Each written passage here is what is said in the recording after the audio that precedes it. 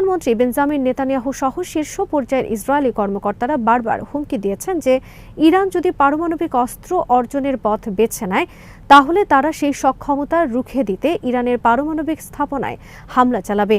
এমনই এক পরিস্থিতিতে শুক্রবার থেকে রোমে যুক্তরাষ্ট্র ও ইরানের মধ্যে পরোক্ষ আলোচনা অনুষ্ঠিত হওয়ার কথা রয়েছে, যা হবে তাদের মধ্যে সম্ভাব্য চুক্তি নিয়ে পঞ্চম দফার বৈঠক।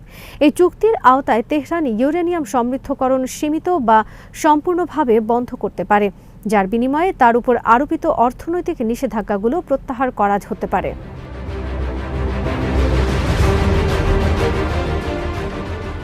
ইসরায়েল এরকম যে কোনো সংলাপ এবং যুক্তরাষ্ট্র ও ইরানের মধ্যকার যে কোনো চুক্তির ঘোর বিরোধিতা করে আসছে। অন্যদিকে ইরানের ইসলামিক রেভলিউশনারি গার্ড কর্পস বা IRGC, যারা সরাসরি সর্বোচ্চ নেতা আয়াতুল্লাহ আলী খামেনির অধীনে কাজ করে, তারা সতর্ক করে বলেছে ইসরায়েল যদি ইরানের ওপর হামলা চালায় তবে তারা ধ্বংসাত্মক ও চূড়ান্ত জবাব পাবে।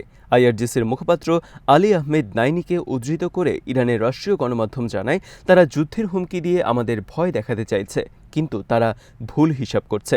তারা বুঝতে পারছে না যে যুদ্ধের পরিস্থিতিতে ইসলামী প্রজাতন্ত্র কতটা শক্তিশালী জনসমর্থন ও সামরিক শক্তি একত্র করতে পারে।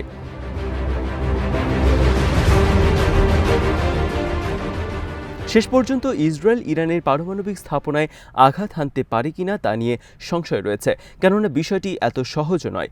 ইরানের প্রধান পারমাণবিক স্থাপনাগুলো যেমন নাতানজ, ফর্দো ও বুশেহর ইসরায়েল থেকে 1000+ কিলোমিটার দূরে অবস্থিত এবং এগুলো শক্তিশালী প্রতিরক্ষা দ্বারা সুরক্ষিত।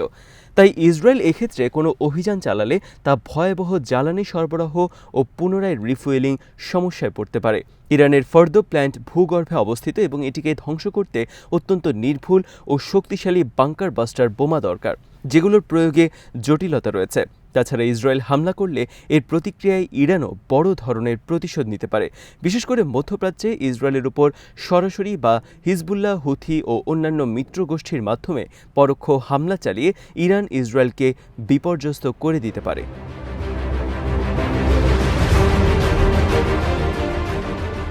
সর্বোপরি ইসরায়েলের একতরফা হামলা পুরো মধ্যপ্রাচ্যকে যুদ্ধে জড়িয়ে ফেলতে পারে, যার পরিণতি বিশ্ব জ্বালানি বাজার, কূটনীতি ও নিরাপত্তায় বড় ধরনের প্রভাব ফেলবে। আজ এখানেই শেষ করছি।